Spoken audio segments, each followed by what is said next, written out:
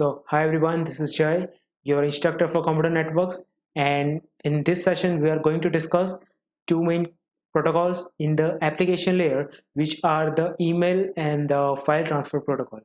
So, let's see. So, what is email? Email stands for the electronic mail. It is very crucial part in our life, and any user can access the email very quickly and very easily because it is very easy to use. But the in the background there are so many process and so many things are happening that a normal user is not able to understand. So as an engineer we should know that what is the process which is happening in the background, right? So in the email structure there are different components such as user agent, then there is a mail server, then there is SMTP that you can see. What is SMTP that we are just going to see? So there are different blocks are there, right? Now each and every mail is having different server.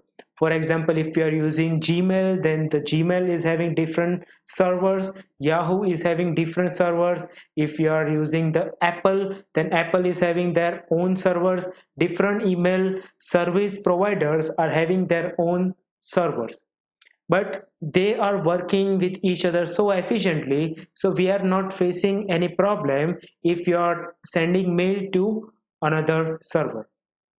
So that's the beauty of the email. So there are mainly three components in the email. The first component is known as user agent, the second component is mail server, and the third component is the mail transfer protocol. So what is the user agent? User agents are the application which are running in the application layer, using which you can access the email, you can edit the email, you can read the email, you can send the email, you can forward the email, and much more.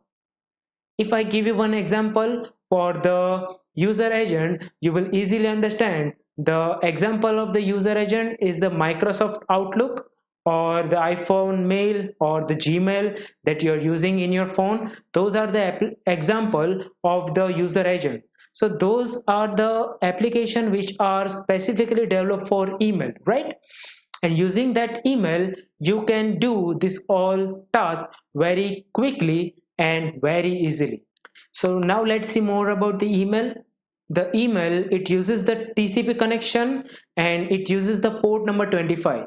So every time you want to access, for example, www.gmail.com, so in that case your computer knows that to which port number it has to send the request. Then after, the email is having mainly three steps: the handshaking, the transfer of message, and the closure, which is exactly same for the TCP connection. If you remember, it is in the TCP connection. If you want to communicate, the first phase is to establish connection. After that, the transfer of message and the closure, right? Then there are command and response interaction, and the commands and response are in form of ASCII text, so user can easily read that. And the message must be in 7-bit ASCII format, right? Now let's see the steps for the email. So there is a one person that wants to send email to another person that you can see on the screen. So each person is having their user agent. Each person user agent is connected to their own servers. So what is the server? So each service is having their own server. For example, Gmail is having their own server, then Yahoo is having their own server, Microsoft is having their own server, etc., right? Suppose she is using the Google, so her user agent is connected to the Google server. Then after, if he is using the Yahoo, then his user agent is connected to Yahoo mail server. So when she has sent an email to him, so first the message will be transferred to her server, for example in the Google server.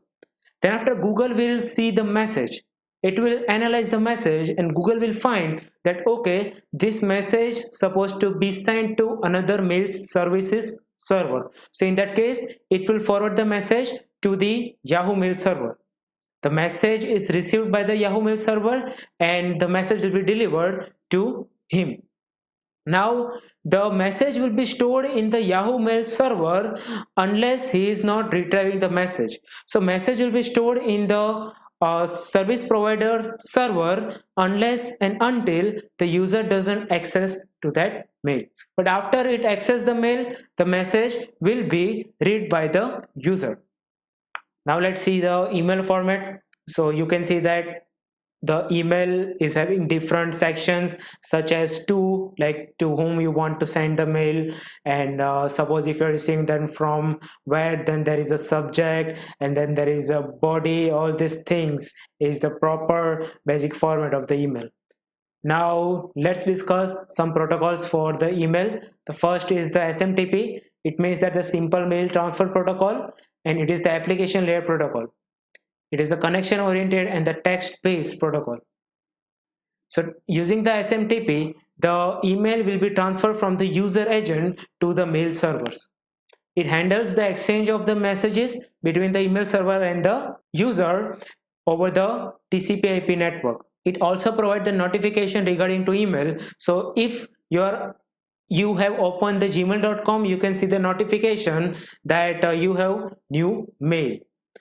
If you send the email, your email client sends it to your email server, which further contacts to the recipient email server using the SMTP client. This SMTP command specifies the sender's and the receiver's email address along with the message to be sent. And the exchange of commands between the server is carried out without intervention of any user.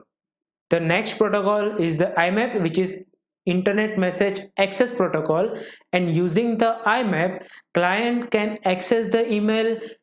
They can manipulate the email without downloading them. The email is held and manipulated by the remote server. So there is no need to download the whole email if we are using the IMAP.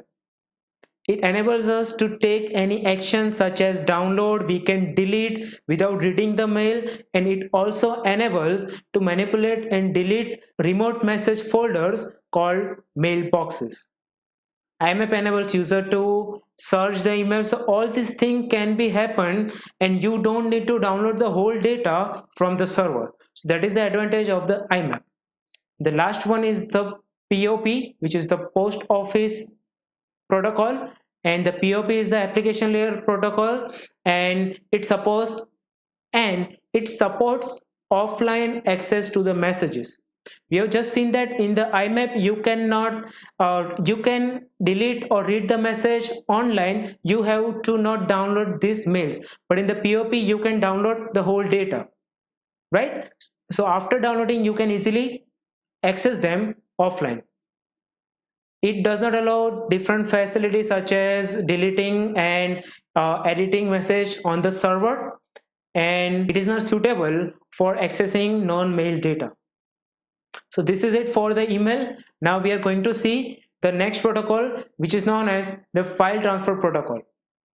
The file transfer protocol is used to transfer file between your computer to server or another computer.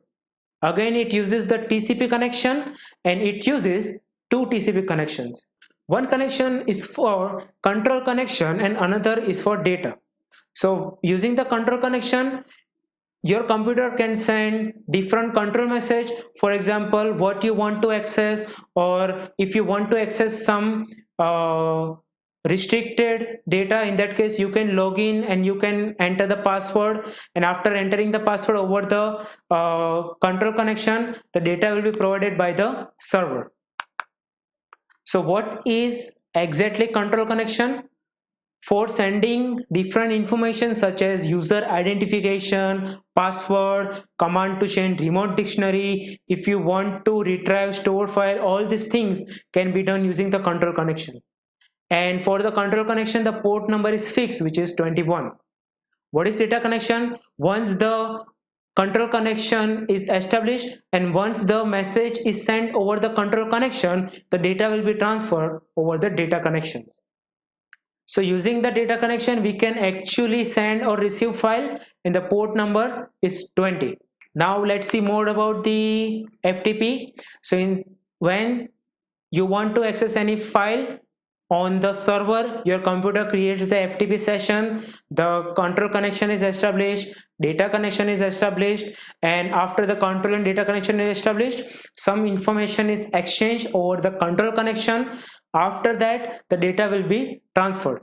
So there are different data structures which are supported by the FTP, which are the file structure, record structure, and the page structure.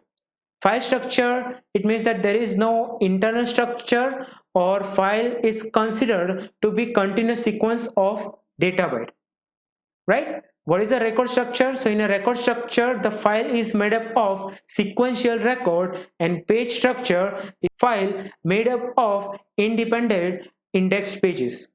And this is how the FTP works, and this is the end of the session. Thank you so much.